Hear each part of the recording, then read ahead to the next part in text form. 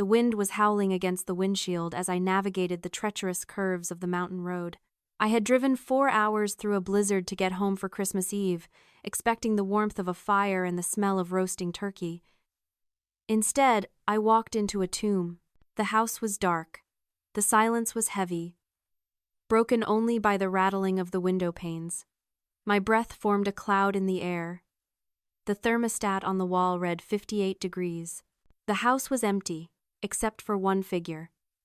My husband's stepfather, Arthur, was sitting in his wingback chair in the corner of the living room, wrapped in 3 wool blankets, shivering in the gloom.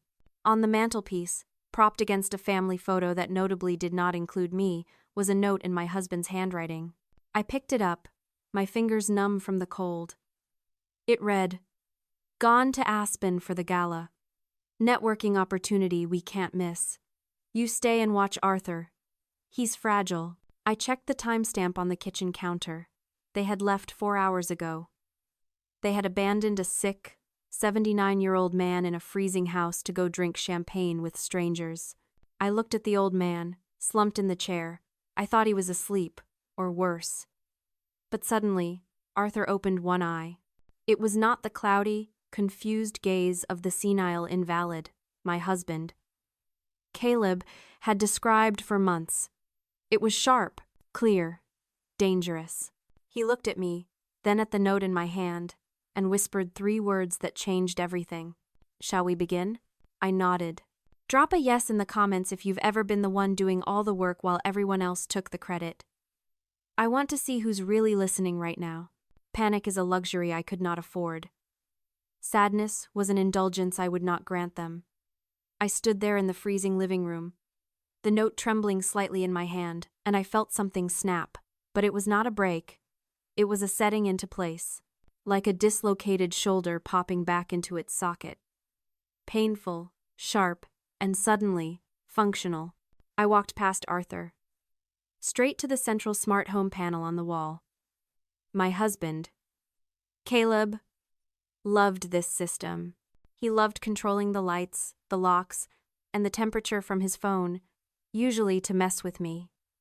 He called it convenience. I called it control. I tapped the screen. I typed in the code Caleb thought was genius.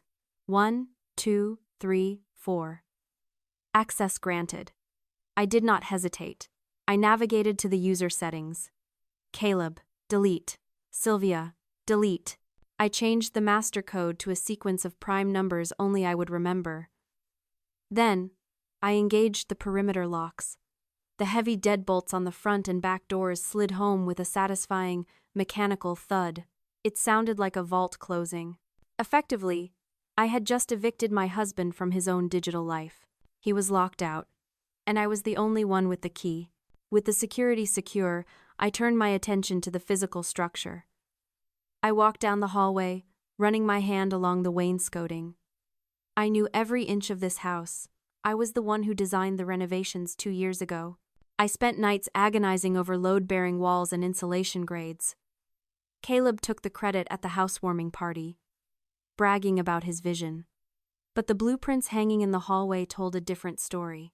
I stopped in front of them. The framed schematics of the estate. Down in the corner, in small, faded print, was the client name, Arthur Vance. Not Caleb, not Sylvia. Arthur. He had paid for the foundation. He had paid for the roof that was currently keeping the snow off our heads. He was the steel in the concrete, the money behind the mortar, and just like the insulation in the walls, the family treated him as something necessary but invisible. You do not thank the studs in the wall for holding up the house until the house starts to collapse. I looked back at the old man in the chair. He was not just a burden. He was the investor. And I was the architect. We were the only 2 people here who understood how things were actually built. They saw a senile old man. I saw the structural integrity of this entire family, left to rot in the cold. I walked back to him, my heels clicking on the hardwood floor with a rhythm that sounded like a countdown. I knelt beside his chair, not with the pity of a nurse, but with the respect of a business partner. I took his cold, thin hand in mine. They forgot who built the shelter. Arthur, I said softly, my voice steady, but I did not. Arthur squeezed my hand. His grip was surprisingly strong. We were not family anymore.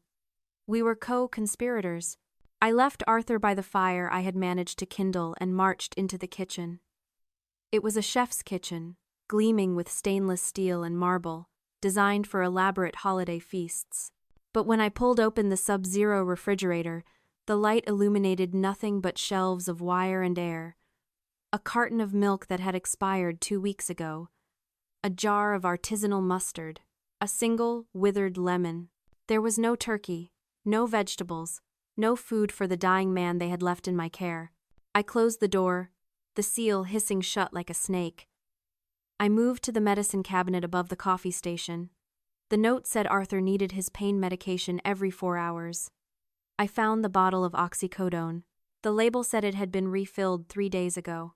It should have been full. It was not. 10 pills rattled into my palm. Every single one of them had been cut in half.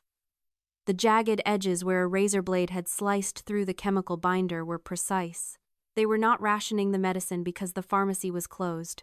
They were stretching the supply so they would not have to pay the copay for another week. They were diluting a dying man's comfort to save $40. My hands did not shake. I poured the halved pills back into the bottle and screwed the cap on tight. This was not negligence.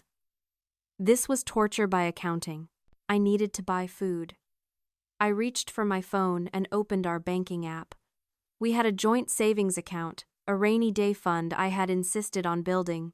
I had scraped together $6,850 over the last 2 years. It was my safety net, my emergency brake. I tapped the screen. The number 0 stared back at me. I refreshed the page, certain it was a glitch. It was not. The transaction history told the story in brutal, digital font, transfer to Aspen, VIP rentals. $6,850, processed yesterday at 4 p.m. Caleb had not just left me behind to do his dirty work. He had stolen my safety net to buy champagne and ski passes for strangers. He had liquidated my security to fund his vanity. I set the phone down on the counter. Screaming would have been a structural failure. I simply stabilized. I felt a strange, cold clarity wash over me. For years, I had convinced myself that marriage was a partnership. I thought we were building a life together, brick by brick. But looking at that 0 balance, I realized the truth. I had been the silent investor in a failing startup. My compassion was a luxury they had overdrafted for years. And now, the account was closed. I found a dusty can of tomato soup in the back of the pantry. It was pathetic, but it was warm. I heated it on the stove, the smell of sodium and metal filling the empty kitchen. I carried the bowl back to the living room. Arthur was watching me. His eyes followed the bowl, then moved to my face. He saw the tension in my jaw. "They took the money, didn't they?" he asked. I sat down across from him and set the soup on the small table. "Yes," I said simply. "Every cent." Arthur let out a short, dry laugh. He leaned forward, the blanket slipping from his shoulders. "Caleb thinks I am deaf because I do not speak," he said. "He thinks I am blind because I close my eyes when he walks in the room. But I saw him transfer the funds. I heard him tell his mother it was an advance on his inheritance." He looked at the meager soup, then back at me. "He thinks the game is over, Maya. He thinks he has already won." I picked up the spoon and handed it to him. "He is wrong," I said. "We are just balancing the books." By midnight, the blizzard had erased the world outside. The windows were sheets of white, and the wind hammered against the walls like a fist trying to break in. But inside, the dynamic had shifted. The storm was not a prison anymore. It was a fortress, and we were the ones holding the castle. Arthur had dozed off by the fire, breathing deeply for the first time in hours. I sat in the armchair opposite him, the glow of the embers fading into ash. My phone buzzed on the armrest. It was the only tether left to the outside world, and right now, it was a weapon. I picked it up. A notification from Instagram. It was Sylvia, my mother-in-law. She had posted a photo 3 minutes ago. The location tag read, The little Nell. Aspen. I tapped the screen. The image loaded in high definition, a stark contrast to the gloom of the living room. There they were, Sylvia, wrapped in a white faux fur coat that cost more than my first car, holding a crystal flute of champagne, and Caleb, standing next to her, holding a scotch, smiling that practiced, winning smile that used to charm me but now just looked like a baring of teeth. He looked relaxed. He looked single. The caption read, "Family Christmas in the mountains. So grateful for our blessings. Hashtag family first. Hashtag Aspen life. Family first." I looked at Arthur, shivering under 3 blankets because his family had stolen the heating money. I looked at the empty soup bowl. The audacity was breathtaking. It was not just a lie. It was a performance. They were curating a reality where they were the heroes of a story they had not even bothered to show up for. Then, the text message came through. It was Caleb. For a split second, a foolish, old part of my brain thought he might be checking in. Maybe he felt guilty. Maybe he wanted to know if Arthur was still breathing. I opened the message. "Did you find the binder in the study? I need the contact list for Vanguard Holdings. I'm meeting some of their VPs at the mixer tonight. Send a photo of the directory as soon as possible." There was no Merry Christmas. No, how is he? Just a demand. He was not texting his wife. He was messaging his unpaid intern. A second text followed immediately. "Don't be useless, Maya. This is for our future." I stared at the words. Useless. For 5 years, I had managed his life, organized his schedule, cleaned his messes, and balanced his checkbook. I was the operating system on which his entire life ran, and he thought I was just an app he could open when he needed data. I did not reply. I did not type out a paragraph of angry screams. I simply took a screenshot of the text. Evidence. A rasping sound broke the silence. I looked up. Arthur was awake, watching me with those uncomfortably perceptive eyes. "He wants something," Arthur said. It was not a question. "He wants a contact list," I replied, my voice flat. "For Vanguard Holdings. He says he's networking." Arthur went still. The shadows from the dying fire danced across his face, making his sudden smile look skeletal. He let out a laugh, a dry, rattling sound that held zero humor and a terrifying amount of knowledge. "Vanguard," Arthur whispered. "Is that who he thinks he is impressing?" "He says it's a big opportunity," I said. Arthur closed his eyes again, but the smile remained, sharp as a blade.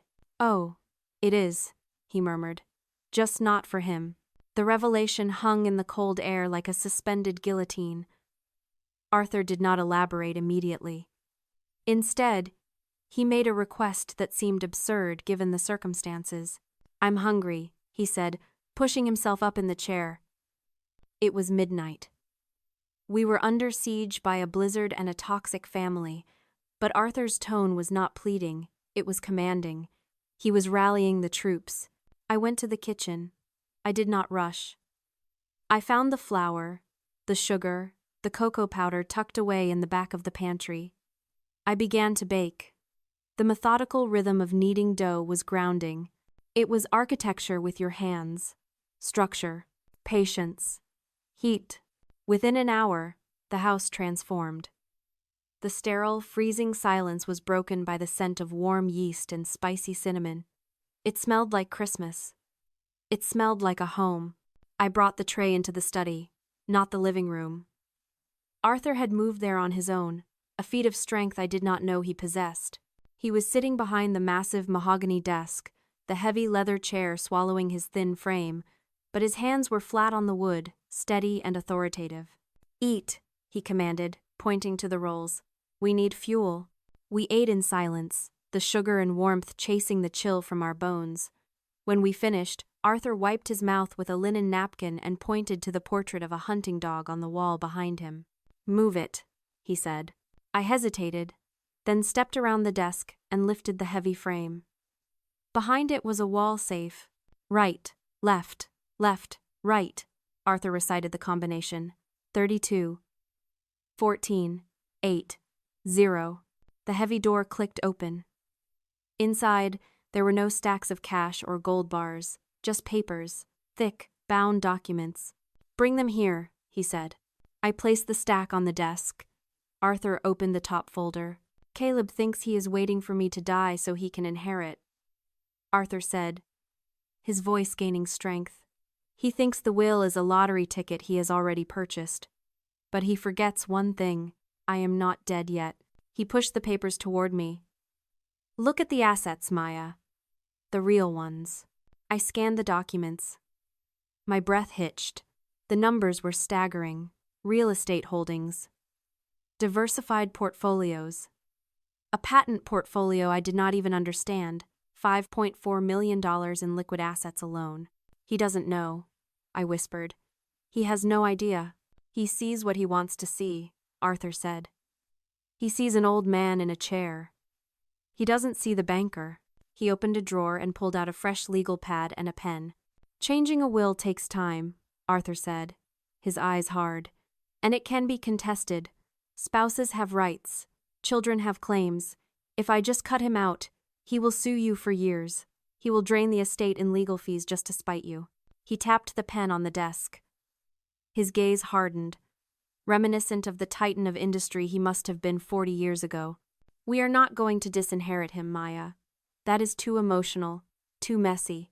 We are going to audit him." "Audit?" I asked. "Open your laptop," Arthur ordered. "Pull up the bank statements. Every withdrawal he made from my accounts. Every check he wrote for home care. Every transfer for medical supplies that never arrived." I opened my laptop. The glow of the screen illuminated the war room. I started logging the data. November 4th, $800. Withdrawal. Memo. Pharmacy. Reality. No medication refill record. November 12th, $1,200. Transfer. Memo. Physical therapy. Reality. No therapist ever visited. December 24th, $6,850. Transfer. Memo. Aspen VIP. The list grew. It was not just mismanagement, it was theft. "This is not inheritance," Arthur said, pointing to the screen. "This is fiduciary abuse. He is my power of attorney. He has a legal obligation to act in my best interest. By spending my money on himself while I am medically vulnerable, he is committing a felony." He slid a document across the desk. It was titled Revocable Living Trust Amendment. "We are moving the assets into a trust," Arthur explained. "Tonight. And we are naming you the sole trustee. But the reason isn't love, Maya. The reason is restitution." He signed the document with a steady hand. "When we file this," he said, looking at me, "we are not cutting him out of the will. We are freezing him out of the bank. The moment this is notarized, every penny he spends is evidence of a crime." He handed me the pen. "This is the trap," he whispered. And he just bought the champagne to celebrate walking into it. Dawn broke over the mountains with a blinding, diamond-hard brilliance. The storm had passed, leaving the world buried under 3 feet of pristine white. Inside the study, the mood was equally crisp. The air smelled of stale coffee and victory. We had worked through the night. The forensic audit was complete. The trust amendment was drafted, witnessed via a digital notary service Arthur used for his international dealings, and filed. The trap was armed. Now, we just needed to lure the prey. Arthur was studying the screenshot I had taken of Caleb's text message from the night before, the one demanding the contact list for Vanguard Holdings. "He is trying to sell them the OmniStream patent," Arthur said, tapping the screen. "He thinks it is his ticket to the C-suite. He thinks if he impresses the VPs at Vanguard, they will buy the tech and give him a corner office." He looked up at me, his eyes twinkling with a malice that was almost youthful.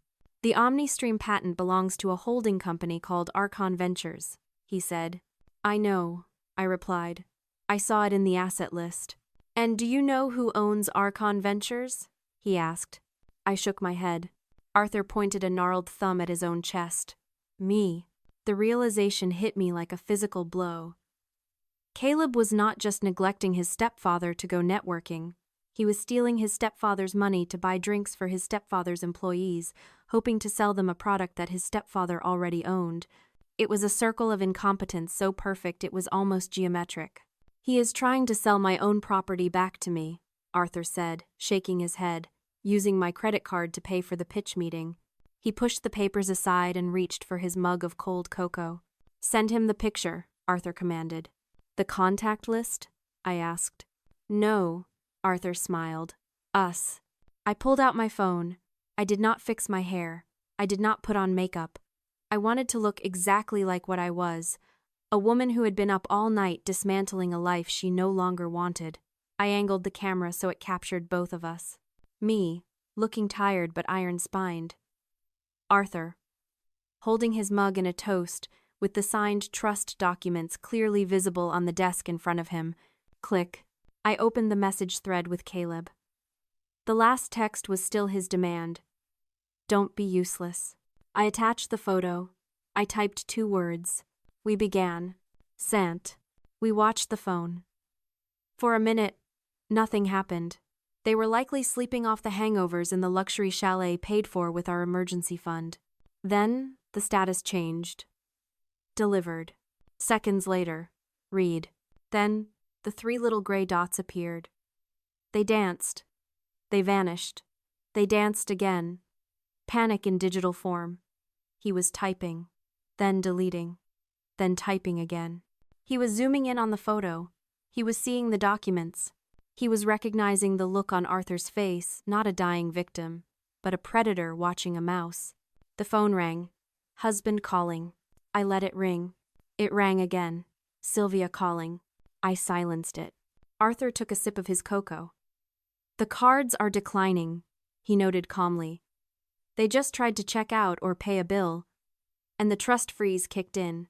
They are stuck in Aspen with a 5-star tab and 0 credit. They'll come home," I said. "They'll drive straight through." "Good," Arthur said, leaning back in the leather chair. "I want to see his face when he realizes the chair is empty." They arrived 4 hours later. I heard the tires spinning on the ice in the driveway, followed by the slamming of car doors. They burst into the house, not with the contrition of people who had abandoned a dying relative, but with the frantic energy of people whose credit cards had just been declined at a gas station. Caleb entered first, his face windburned and furious. Sylvia followed, clutching her designer bag like a shield. They brought the cold air in with them, disrupting the warm, cinnamon-scented silence I had carefully cultivated. "Maya!" Caleb shouted, storming into the hallway. "What the hell is going on?" My card was declined. Mom's card was declined. The gate code didn't work. "Where is Arthur?" I was standing in the archway of the dining room. I did not raise my voice. I did not step forward to greet them. I simply gestured to the table behind me. I had set the table with the finest china, the wedding pattern Sylvia had insisted we buy but never let us use. The crystal goblets gleamed in the candlelight. But there was no food, and at the head of the table, Arthur's heavy oak chair sat conspicuously, powerfully empty. Caleb stopped. He looked at the empty chair, then at me. A slow, greedy realization spread across his face. He thought Arthur was dead. He thought the obstacle was gone. "Is he?" Caleb started, his voice dropping to a tone of performative grief. "Did he pass?" "He is gone," I said calmly. Caleb let out a breath that sounded suspiciously like relief. He walked toward the head of the table. He reached out to pull back Arthur's chair, ready to claim his place as the new patriarch, the new master of the house, the new owner of the fortune. "Don't," I said. The word was soft, but it stopped him like a wall of glass. "Excuse me?" Caleb snapped, his hand still on the wood. "That seat isn't for you," I said. "That seat is for the builder. You are just the tenant. And your lease has expired." I walked to the table and picked up the stack of documents resting on his dinner plate. "Arthur isn't dead, Caleb. He is in a private hospice suite in the city, receiving the 24-hour care you stole from him. He is comfortable. He is safe. And most importantly, he is lucid." I dropped the papers onto the table. They hit the wood with a heavy, final thud. "What is this?" Sylvia asked, stepping forward. "It is an eviction notice," I said. "You have 24 hours to vacate the premises. The house is now the property of the Vance Family Trust. I am the sole trustee." Caleb laughed, a nervous, jagged sound. "You can't do that. I have power of attorney. I am his heir." "You were his fiduciary," I corrected. "And we have documented every single instance where you breached that duty. The $6,850 for Aspen, the diluted medication, the phantom home care costs. It is all in the forensic audit." I pointed to the second document on the pile. "That is a subpoena. We are not just suing you for the return of the funds, Caleb. We are filing criminal charges for elder abuse and financial fraud." Caleb's face went pale. The arrogance drained out of him, leaving only the terrified child who had been caught stealing from the jar. "Maya, please," he stammered, taking a step toward me. "We can fix this. It was a mistake. I can explain. We're married. We're a team." I looked at him, this man I had shared a bed with, this man I had supported and covered for. I felt absolutely nothing. No anger, no love, just the cold satisfaction of a balanced equation. "We aren't a team," I said. "We were a transaction, and you bounced." I turned and walked toward the front door. "Where are you going?" Sylvia shrieked. "You can't leave us here. It's freezing outside." I paused at the door, my hand on the knob. I pulled out my phone and opened the smart home app one last time. "I know," I said. "That is why I am turning the heat off." I tapped the screen. System off. The hum of the furnace died instantly. The silence of the house returned. But this time, it was not peaceful. It was terminal. "Checkout is at 10 a.m., I said. "Don't be late." I walked out into the snow, got into my car, and drove away. An hour later, I sat by Arthur's bedside in the hospice suite. The room was warm. The machines hummed quietly. He opened his eyes when I took his hand. He looked tired, his energy spent on our final campaign, but his eyes were clear. "Did they eat?" he whispered, a small smile playing on his lips. "They choked," I replied softly. He squeezed my hand. "Good work, partner." I sat there as he drifted back to sleep, watching the snow fall outside the window. I had lost a husband I never really knew, but I had found the dignity I had always deserved. The ledger was balanced, the audit was closed, and for the first time in my life, I wasn't just keeping the books, I was writing the story.